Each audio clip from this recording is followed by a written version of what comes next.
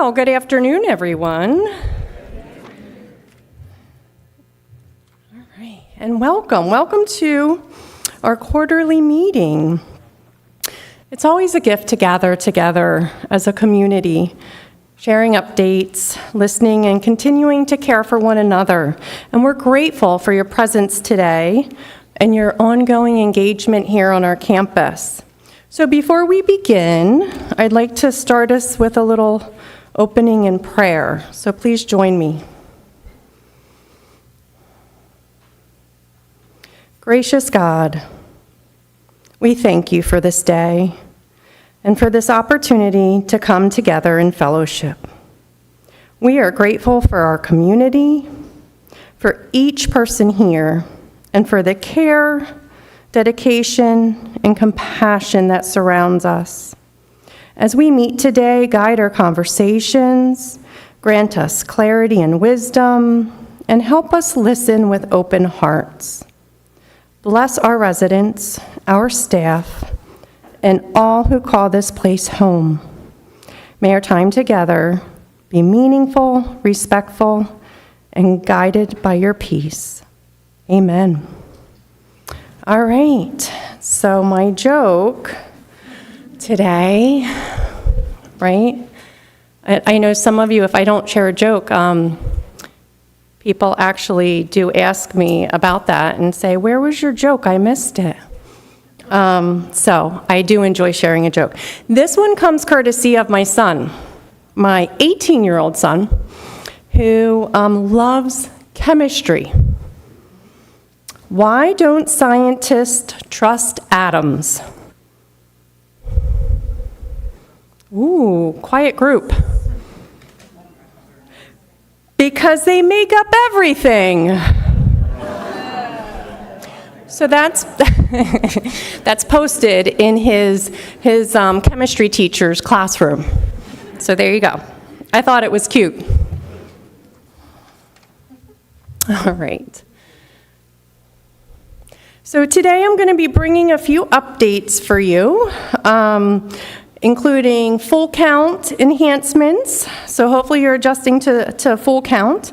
A transition in our podiatry services that are provided here on campus that you have access to. And then some ongoing campus projects. So these are important efforts aimed at improving our services and your overall experience of both staff and our residents. So just a few notes in regards to our point of sale system. That's what it's, Full Count is the brand. And so that point of sale system is implemented in Apple Orchard Cafe, the corner store, and the salon. And so this system helps streamline transactions and improves flexibility and convenience for residents and for team members. We can use that system. And so one enhancement in this option is to purchase gift cards. So residents or family members can make these purchases, and there's a minimum of a $10 credit that you need to put on the gift card. And the cards can be reloaded. So like as they get used, you don't have to throw them away. They can be reloaded with additional credits. And at this point in time, they can be purchased in the corner store, and eventually we'll get to a place of rolling them out for the Apple Orchard Cafe that you could purchase them. But for the time being, if you need to purchase a gift card or you have a suggestion to a family member for a birthday gift, or we're a little bit a ways from Christmas, so we won't talk about that. But if you have need a suggestion, gift cards are available. And then we continue to use this system cross campus. So you can use the point of sale system at the Dockwoods campus. If you want to dine in Christopher's or in the bistro, if you're over on that campus or looking for a different dining experience, you can utilize this system there as well. And so our goal is to enhance both the experience and the ease of use while keeping things simple and familiar. So there's some updates in regards to that.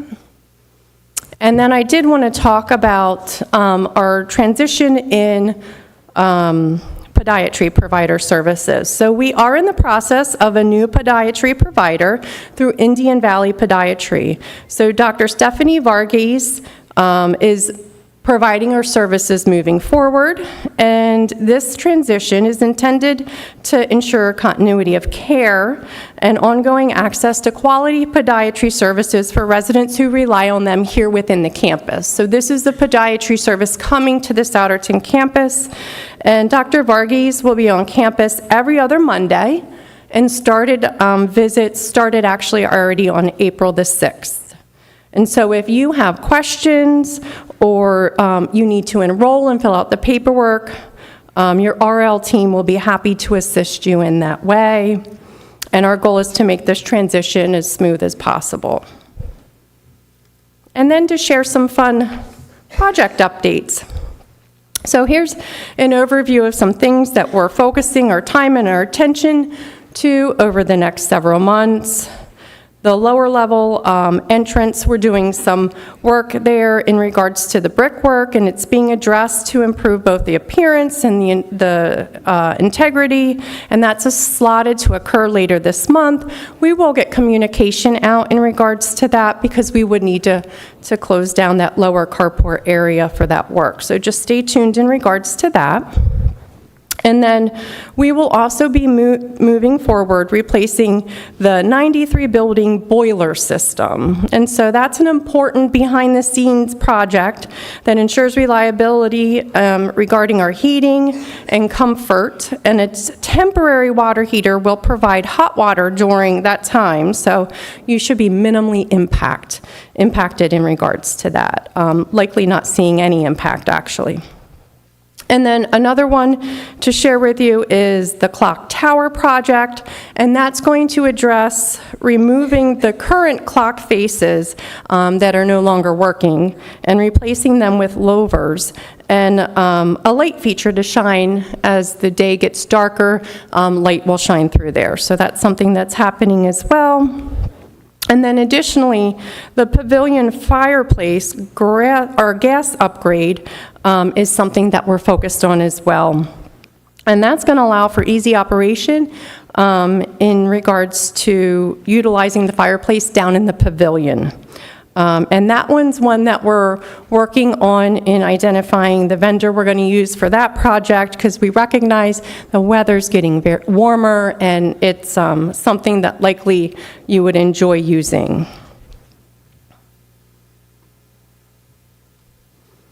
And then finally, I did want to just share some reminders in regards to the financial update process. So you should have received an initial notification via a letter mid-March requesting your engagement in our residential living financial update process that we do every 3 years. So it's that time again. We're asking that you have your paperwork and statements submitted around April 24th, and follow-up reminders for those of you that haven't submitted those yet. They will be coming out after April 24th as a reminder, and then if we need further reminders, you'll get some one-on-one attention in regards to that. But if you have questions or you need clarification, please reach out to Sandra, and then just as well, Sandra might be reaching out to you, like if she has some questions and comparing your most recent update with your prior updates. She'll be in contact with you, and we'll work through those situations with you. So next up, we've got Sandra with residential living updates. Thank you.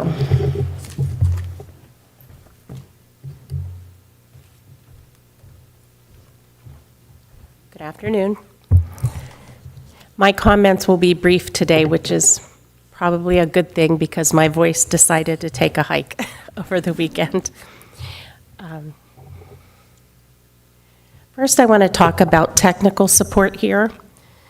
From time to time, many of us need help with our phones, our iPads, our laptops. Please know that our IT department here is not really available for that kind of support. I would recommend as a good first step to reach out to local family members who might be able to offer some support. I'm not ashamed to say I've reached out to my own young adult sons for some support. I won't tell you the kinds of responses I get. And I would also add that perhaps instead of asking your children, you might want to reach out to your grandchildren. They can be very helpful.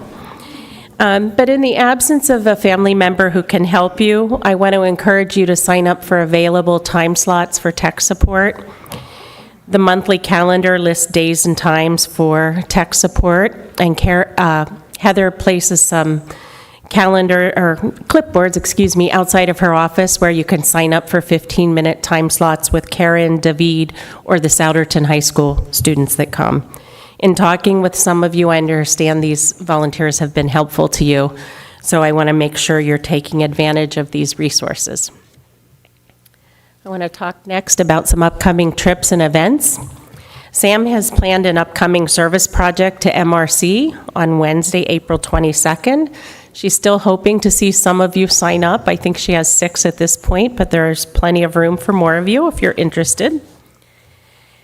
She planned a trip to see Joshua at Sight and Sound on Wednesday, June 17th. I'm happy to say it's full. However, there's a wait list posted outside of the fitness center, and cancellations certainly happen for a variety of reasons. So don't hesitate to add yourself if that's something you might be interested in the event of a cancellation. Sam will be away for part of May. During her absence, the June trip signups will be posted outside of the fitness center. And last, a week of activities to celebrate America's 250th birthday is planned for June 1st through June 5th. This week is sure to include strawberries, blueberries, and all things red and blue. Please watch your Summit News and activity calendar for information on a special volleyball game, themed dress days, a visit from Woodrow Wilson, the annual Durston Hymn Sing, and a couple of food truck visits. Thank you. And next up, we have Suzanne Zomberg.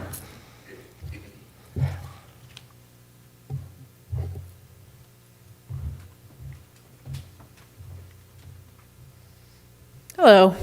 It's great to see you. Thank you for the invitation to speak today. I don't have a joke, but I have spring fever. Anybody else? I'm wearing my Masters yellow and green. What a weekend. Who watched that on Sunday? It was quite a Sunday. I was texting back and forth with my son who's in South Carolina. I said, the end was giving me anxiety like the end of an Eagles game. So it was a really neat day, and I love this weekend. Every year it just kind of gives me spring fever, and hopefully that is kickstarting the warm weather and keeping that going here too. Another thing that hopefully gives you energy, like is volunteering. And so many of you who are volunteers probably know the pleasure that you get from that, whether it be to join in and get to know other people in your neighborhood, to feel part of a group, to feel part of that community, to make a real difference in your life and someone else's. And for our residents here, many of you that give of your time and service to serve others who might be in our healthcare or Serenata personal care units, we thank you for giving of your time to that, to help those residents continue to feel part of the community and be, your peers as they age on in this community. There are, those of you that help in those other levels of care certainly do help the staff meet needs and, provide a connection to all of us in the community. We have about 1/3 of our volunteers come from outside of Living Branches, and those persons come in and hopefully are adding value to many of the events and opportunities that are here on the campuses. So between myself and Jennifer Wilson over at Doc Woods Community, we are managing about 360 volunteers. It's a good number, right? So thank you for what you are doing. Those of you who are new residents, if you'd like to hear what volunteering is about and what opportunities we have, there are many ways to plug yourself in, whether it be in the gift shops as cashiers. We need help to do technical kind of things like laptop operators and sound booth things. We have helpers that get the mail from place to place and helpers that get mail to your cottages and things like that. People in the community who might need Meals on Wheels are served by a few people who live here as well. And so, I don't know if you knew, but Generations comes to the door, they drop off some meals, and our residents that are in RL that might need Meals on Wheels temporarily are visited quickly and dropped off meals to their apartments. So that's some way that we're helping one another. You, as resident association members, are volunteering your time, so I know that's a lot of hours. Make sure you're claiming them. Up in healthcare, we need some more persons that share with the nurse aides by giving fresh water to residents. And it's not just handing out the water and giving the residents hydration that they need, but it's another familiar face. It's a relationship, it's a hello and a care and kind word. I know that many of you might be involved in committees and help with activities. Heather has a lot of you doing lots of different things to keep the events lively and well attended, and we appreciate that. Did you know that the library is fully run by volunteers as well? On all the campuses.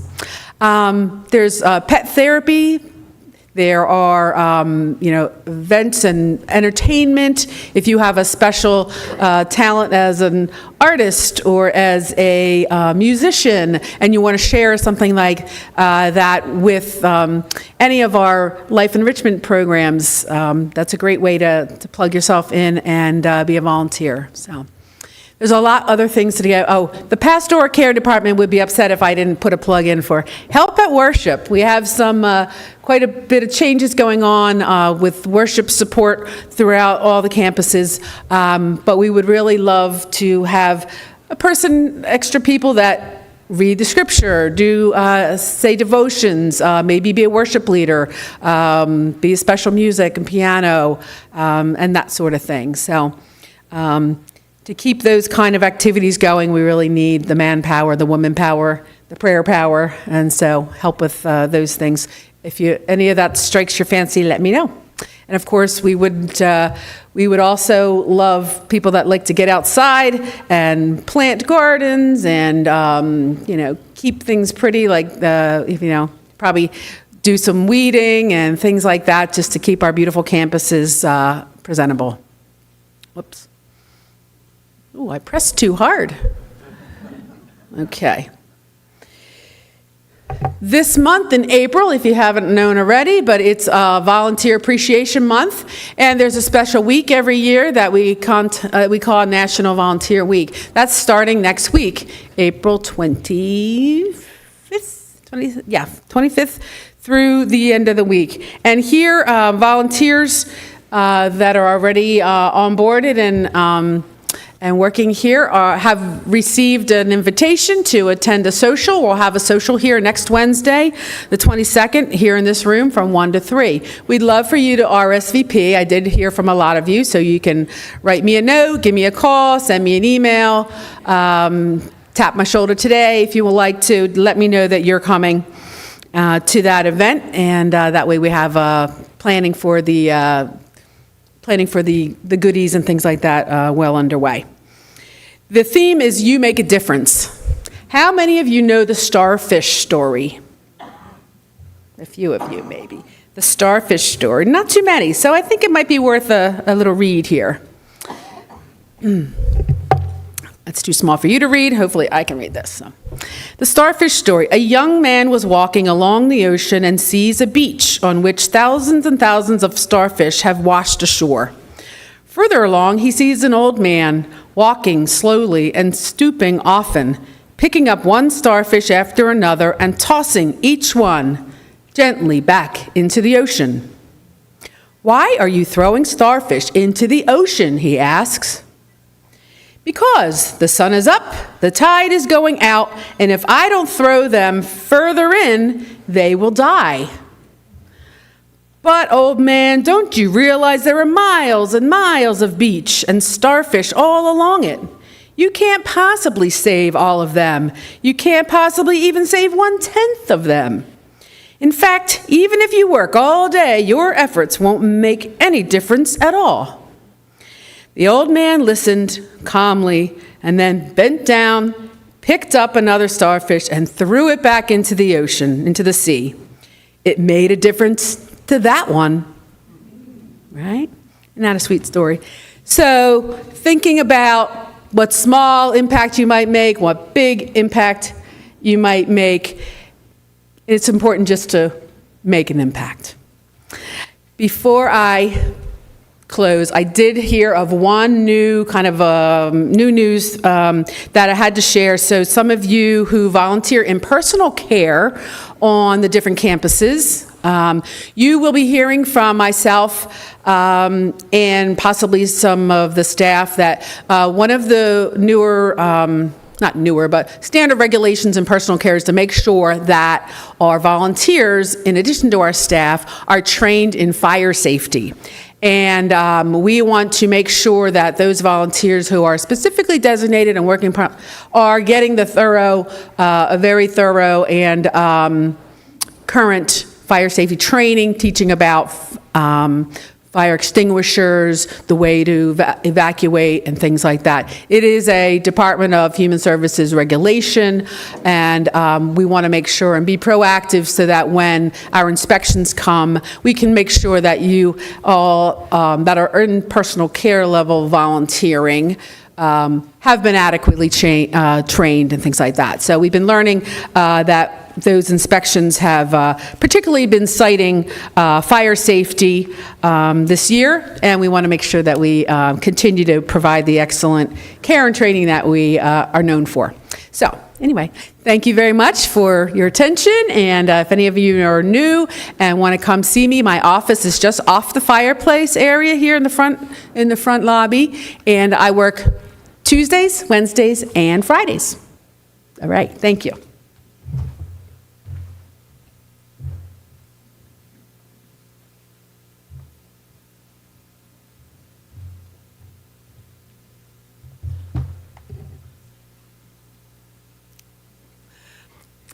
Good afternoon. I'm Susan Shade, and I'm a member of the Welcoming Committee for New Residents here at Souderton. And today, as you saw on the agenda, we have a lot of new residents. So I will start the introductions today, starting with the cottages. When you see your picture up here, and I'm giving my introduction, if you're here and you feel comfortable, you can certainly stand up so we can acknowledge you, or if you prefer just to raise your hand and wave, that would be fine also. So as I said, let's start with the cottages, and we're going to start with Pat and Gail Smith, who moved here from Lansdale. They have 2 daughters, 5 grandchildren, and 2 great-grandchildren. There they are. Thank you. Pat worked in the heating and cooling division at Merck, and Gail worked in medical records. Both enjoy puzzles, gardening, reading, and playing cards. And both enjoy playing golf, which could be seen in last week's Mini Masters Golf Tournament played right here in the auditorium. In the women's division, Gail tied with another female resident, so there was a sudden death playoff, with Gail winning the women's division. Congratulations, and welcome to you both. Next is Jenny Howard, also in the cottages, and she unfortunately could not be in attendance today. She moved here in January, and she was raised in Glenside, married for 30 years, and worked in central Pennsylvania. She moved to Hatfield Township in 2017 to be closer to her family. Both Jenny's parents were educators, and in fact, her father was a professor at Temple University. Ginny followed in their footsteps. She was a primary teacher and a reading specialist for 27 years and an aging assessor for 13 years. She enjoys reading, learning about people and their cultures, jigsaw puzzles, and tutoring children and adults in English as a second language. This spring, she's been participating in the Wonder and Wisdom Book Club, where residents here meet with and talk with teens from Souderton High School. She is proud to be a descendant of the original Schuler brothers who settled in New York State in 1650 from Amsterdam.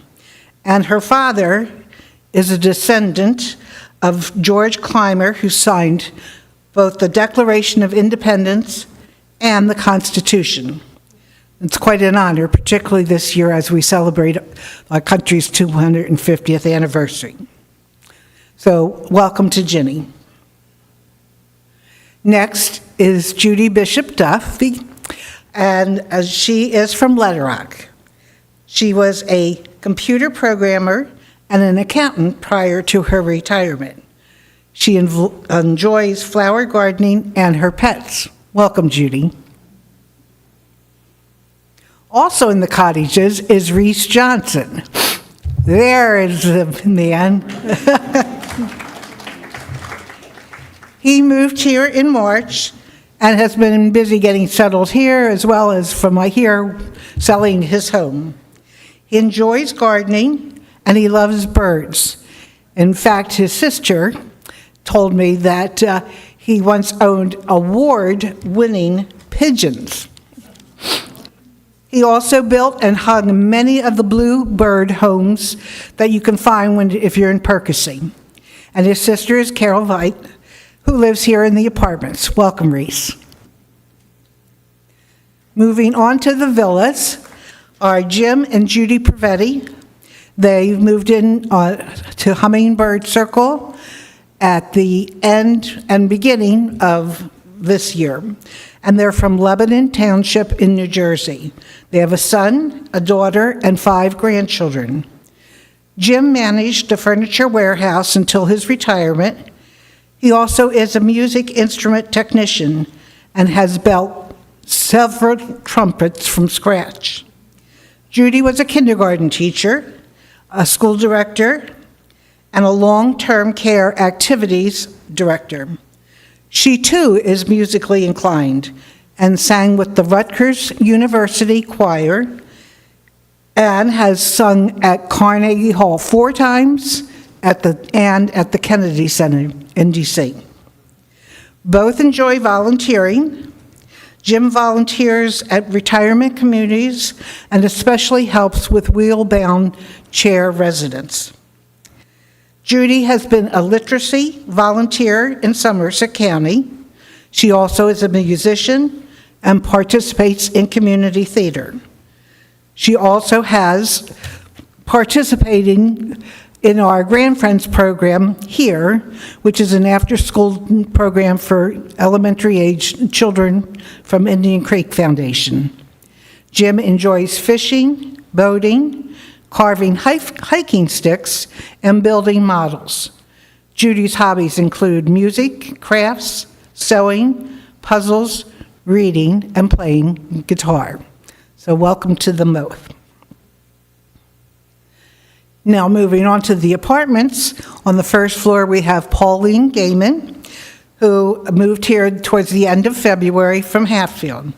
She's from a large family of having 12 siblings, 10 of which are still with her at this time, and she has many nieces and nephews. Prior to her retirement, she worked in the office of Clemens Market. She enjoys knitting, jigsaw puzzles, crossword puzzles, and Sudoku. Welcome to Pauline. Also on the first floor are Steve and Grace Marie Gerber. And they moved here in late January from Sellersville. They have 2 daughters, 1 son, and 6 grandchildren, and all of them live nearby. Aren't they lucky? Prior to retirement, both were teachers. Steve enjoys woodworking, working outdoors, and golfing. Grace Marie enjoys letter writing, which is a lost art, birds, music, cooking, and baking bread. And they both enjoy vegetable and flower gardening. So welcome to them. I know it says Carolyn Wood, but she likes to go by Carol. Is moved here in late February, and she also is here today. And she moved here, she lived in Green Lane prior to moving here. She has 2 sons and a daughter, and a cat named Crouton. She volunteered at Perkiomen Township Fire Department, and she worked at Graterford Prison for more than 20 years and also drove a school bus. She enjoys cards and attends our Tuesday evening game night. She also loves horses and has owned 5 horses over the years and used to volunteer with them at the Greater Philadelphia Search and Rescue. Welcome, Carol.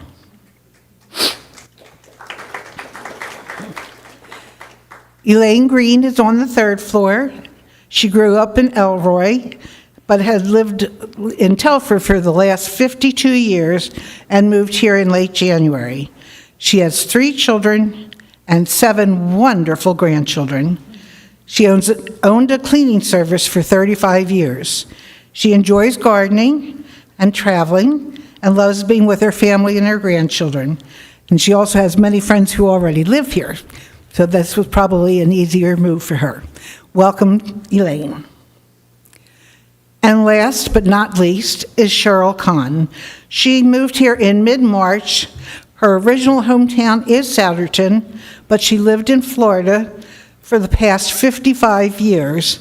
51 of them were in Dade County.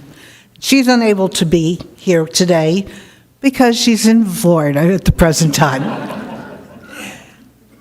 Cheryl has 3 siblings and 2 stepsons, and her mother is our very own Esther Moyer. Prior to retirement, she was a secondary school teacher and a learning resource specialist. She enjoys plants and flowers, crafts, and games. So these are our newest residents. Please, if you haven't met them and you see them in the hallways or on the campus, please introduce yourself and provide a warm welcome. And as always, I like to end by thanking the ladies who volunteer to act as mentors. They go out of their way to be probably one of the first people new residents meet, have a warm smile, friendly disposition, are able to answer questions, show people around, give tours, whatever is needed. So I thank them. They do an outstanding job. And our mentors are Diane Alexander, Ruth Ann Moyer, Lois Kearns, Donna Weiss, Mary Stoneback, Betsy Smith, and Doris Texter. Thank you.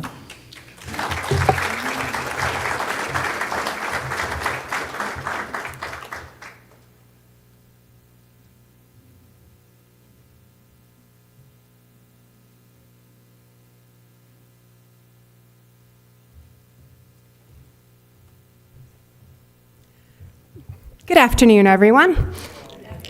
I'm Alex Metricardi, Chief Advancement Officer. It's very nice to see you all today. I have remembered to come with a joke, 2 of them actually. My first is, what do you call an alligator in a vest? An investigator. And my second is a public service announcement. Did you know it's illegal to laugh loudly in Hawaii?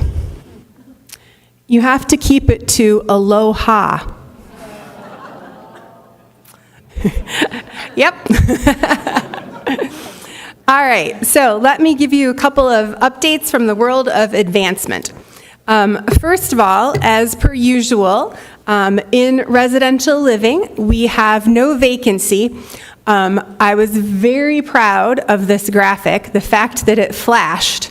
I don't know if I could do that again, but I was very proud of myself. So if you have folks that you know that are friends of yours that are thinking, oh, someday I might want to move into Souderton Mennonite Homes, if they're thinking that they want to move in residential living, please remind them to get their names on the wait list before they actually need to move, or they will most likely be disappointed.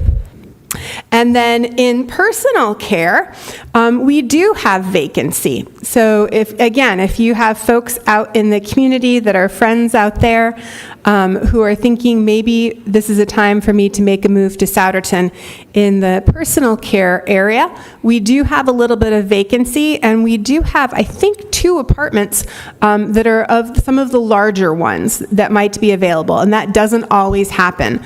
So if you know anyone who's thinking about making a move, tell them to give Karen or Jana a call so we can help them. We have been working hard in the marketing realm of things, updating the brochures for residential living. So these are just some images from the Souderton Mennonite Homes residential living brochure. So thank you to everyone who is a resident who has allowed us to corral them and take their picture and use it for the brochures. We're really trying to highlight Souderton as a place of activity and enjoyment, and it's somewhere where you can come and do whatever it is that you want to do. So really helping to make that focus. Reminder, Living U is well underway, our spring semester.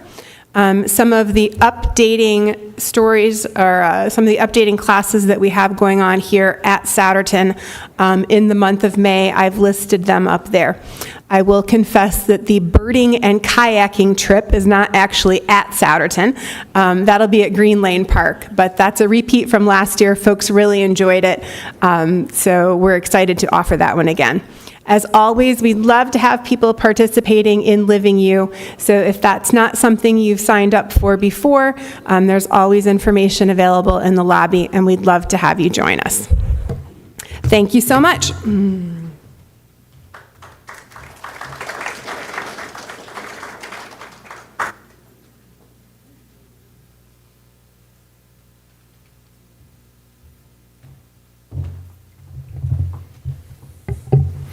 Well, good afternoon, everyone. It's a beautiful, beautiful day out there today. I think it's supposed to get up into the 80s. Or where's our resident weather person around here? I think Elmer Detweiler is the one that comes around and announces the weather. I said to someone, I think it's going up to 81 today, and they said, no, Elmer said it was 82. So we'll go with Elmer, right?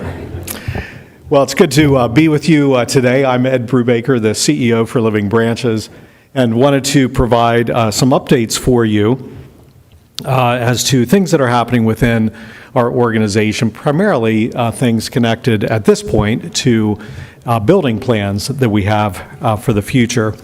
It certainly was very gratifying, too, to see all the new residents being introduced today and being welcomed here to our campus at Souderton. We've welcomed many, many new residents over the years in Living Branches, and certainly the welcome from us as team members is important, but I would say equally as important, or even perhaps more important, is the welcome that is received from everybody else in this room and other fellow residents as well. It truly is what makes a community and an opportunity to build community together. I would also reiterate Alex's comments about getting names on the waiting list. I have had that conversation with many, many people over the years, and persons say, well, you know, I'm not quite old enough to get my name on the list, or I'm not this, or I'm not that. And the reality is you don't have to come with the first phone call that Alex or her team makes once you're on the list, because persons can be on a future list that would not get called until they would choose to be on the active list. And so we really do encourage people to get their name on the list, because that really does get you locked into a date. And you all know that because you're here. I'm talking about your friends and people that you would talk to. about that. So we really do encourage that, even as we think about some new projects that we have coming up, which I'll talk about in just a moment. Well, for those of you who didn't go to the open house, and even for those of you that did, wanted to talk a little bit about the work that continues within our healthcare centers. We are now in the final phase of our healthcare renovations here on this campus. And I would say both residents and team members would probably shout hurrah for that reality, because it has been a very long project, and it can get noisy when construction is happening next to your room, but the end result really makes such a difference.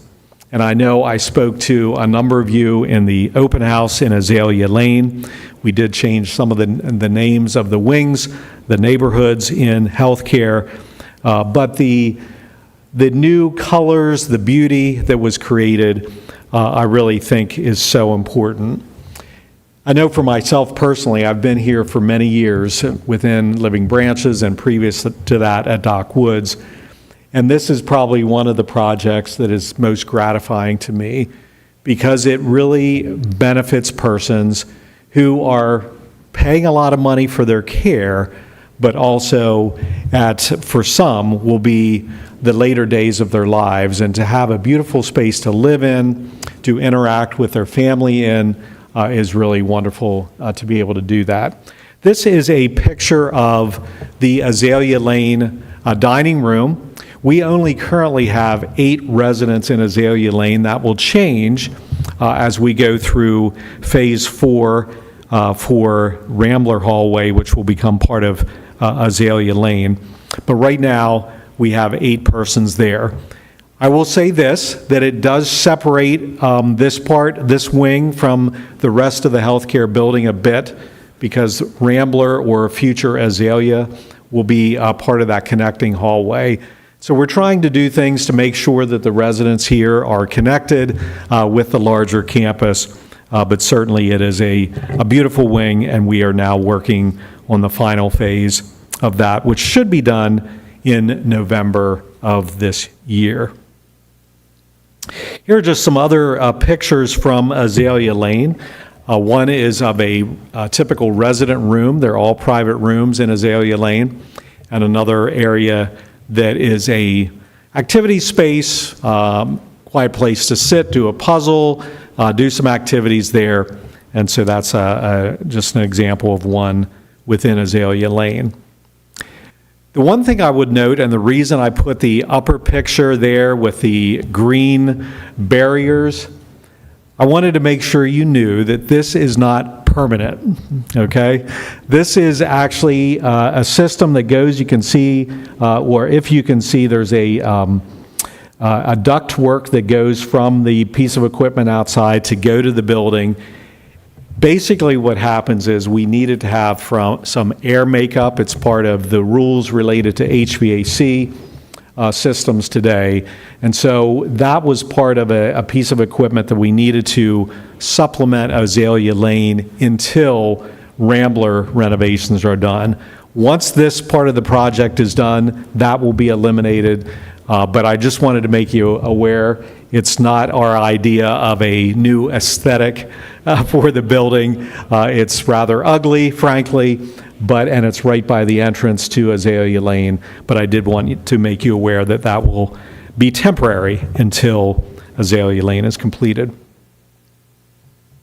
Well, you've heard me talk about these projects many times over the last, frankly, years, as we have worked to build or plan for a new project at Dock Woods called the Laurels at Dock Woods, and then here at Satterton Mennonite Homes, duplexes and about 7 singles on the Durstein property next door. We are still working to develop a name for the Durstein property. That will not be the long-term name for that. We just this month in April were able to get preliminary and final plan approval recommendation from Tomenson Township. This would be for the Laurels at Dock Woods. And so this project then goes to the Board of Supervisors in Tomenson Township in May of this year. There are 17 units in this building, and Alex and her team would be happy to talk to any persons that you may know in the community that would be interested in moving into this particular small apartment building at Dock Woods. If all goes as planned, I would say probably mid to late summer is when we would get started on this project. Also, for your own awareness, there are 2 buildings within Dock Acres. This is going into a place in Dock Acres. So there are 2 buildings, a duplex and a quadruplex, that are going to need to come down to accommodate this new apartment building. And so that'll be part of this project. They are already unoccupied, so no worries. There's no residents that will currently be displaced, but we've been working on that over the last couple years. So that's coming up. Then with the Durstein, you can see kind of a rendering of the project there. We did go before the the Planning Commission. It was in April, earlier in April, same night actually as Tomenson Township. And the idea there was just to get the plan in front of the Planning Commission so we can continue to work with them. We had been able to, I believe it was in either February or March, I can't remember exactly which month now, but we did get approval for the zoning overlay district for Durstein. So that was a hurdle we needed to go through because it was zoned for residential housing and we wanted a bit higher density. So we needed to work through a zoning overlay district with the township. So we're working at finalizing that and then getting the plans through the Planning Commission and then the Board of Supervisors. We are hoping this will continue to go smoothly over the next few months. Whether we'll get started this fall yet or more like spring, that is yet to be determined, but we do want to keep that project moving. There are 69 residences as part of that project. And I would say for both of these projects, but maybe even Durstein in particular, since we haven't had residential living units here on this campus for a number of years, there is very good interest in this project, and we're excited to be able to get started on that as soon as possible, but likely here at Durstein this fall or next spring. Well, I think those are the primary things I wanted to just bring you up to date on today to let you know what's happening on some of these projects in Living Branches. Again, as I think I probably always say at these meetings, thank you for choosing Living Branches as your place to retire, your retirement living residence, your retirement living home. I really do hope that it is a wonderful experience in Living Branches for you, that you make new friends, learn new things through Living U and many other opportunities as well. But certainly is a pleasure to have you as residents at Living Branches. So thank you very much for being here today. And it looks like we do have a few minutes. If there would be any particular questions, as I've said in the past, if you do have questions, let's focus them on things that would be areas of opportunity that all residents may have an interest in. And I know Monique is in the back and may have things that I can't answer. So yes, up here in the front. Go ahead. Can you explain where the roads are on that map? I can't visualize. Now, would you say, are you saying Durstein? Okay. Thank you. The question was, where are the roads on this map, just so you're clear. Now, that's not a very bright, it's a green marker, so maybe I'll try to speak loudly and then come back to the mic as well. This is Cowpath Road. This entrance into our property is approximately across from where Kingsfield is. So going into the 55 and over across Cowpath Road. So this would be Cowpath. This direction is going down to Gottschall Road. This direction will be coming up to, well, ultimately to 113, but somewhere, I would say, in here is Green Street. that comes over here to Souderton Mennonite Home. So the main campus of Souderton would be in this area, and right here would be the Durstein sandblasting. Okay. Hopefully you could hear that, but if not, I'll just say it again. Some of you may not be able to see this, but I'm running a green cursor at the bottom. The bottom of this particular plan for Durstein is Cowpath Road. To the left goes down to Godshall. To the right would come up to, I said 113 earlier, but it would go to Reliance Road. Right about at the edge of the property is where it goes back to Green Street. This would then go back to, there's some wooded area here, and Godshall Road would be at the upper part of the plan across the property there. And to the right-hand side, if you can see my cursor right there, that would be where Durstein sandblasting is. So it's an open field. This shape is not exactly the shape because there's parts that in that open area that we're not developing and that we don't even own, some of the trees in the back. But this would be that open land that has currently, over the last number of years, been farmed various things, I think beans or corn or various things over the last few years. So it's the open field to the left of Durstein sandblasting. Yep. Okay. Yes, Dick.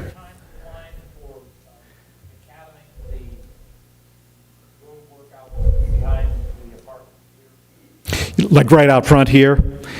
I know there's some work we're going to be doing here around the macadam area and the paving, and then also up on the upper side where the construction is happening now.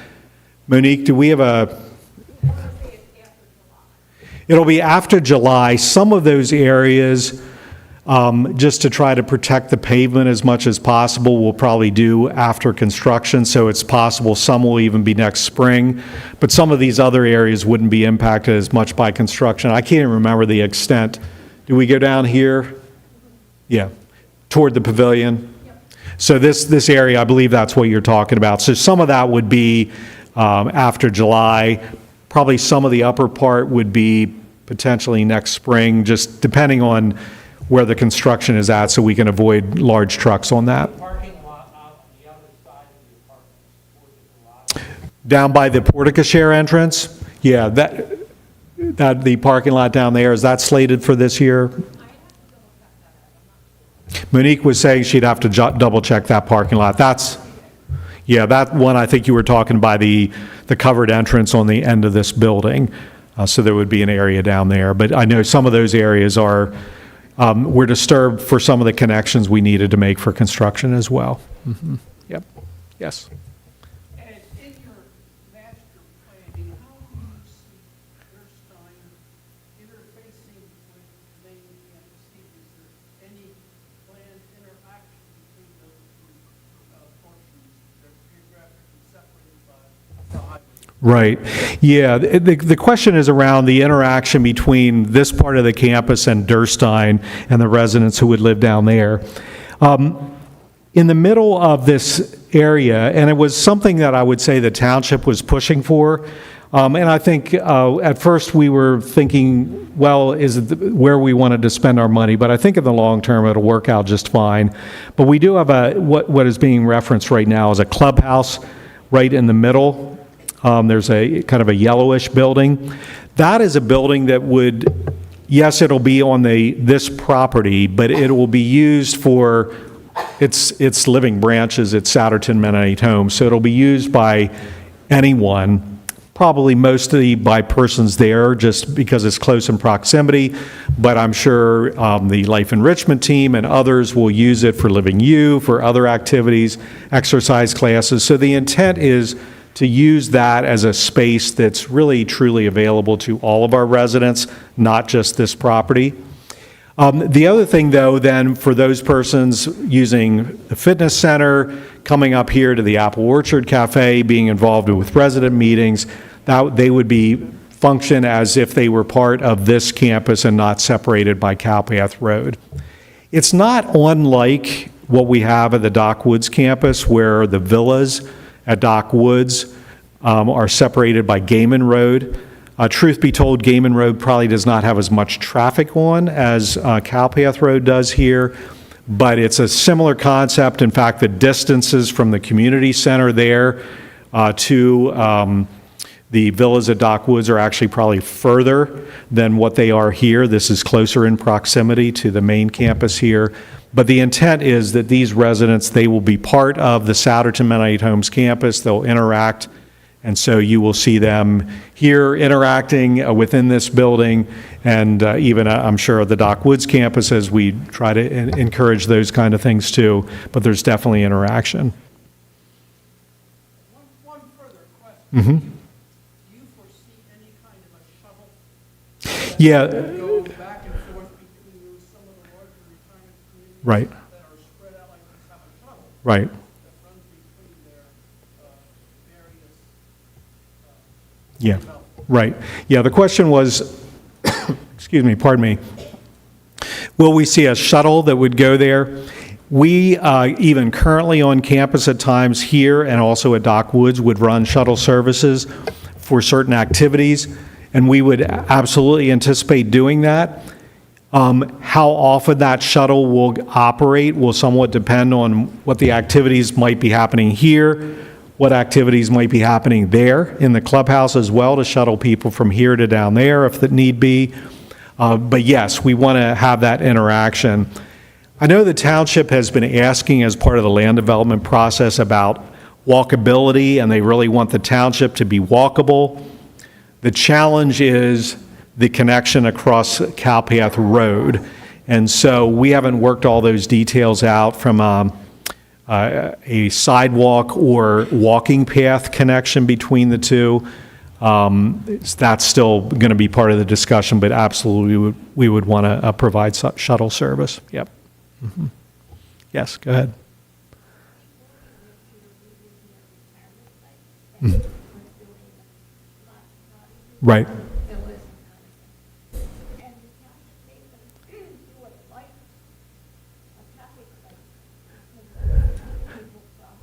Meaning like a traffic signal or just a walking, a crosswalk light?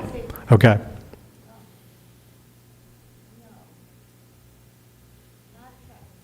Mhm.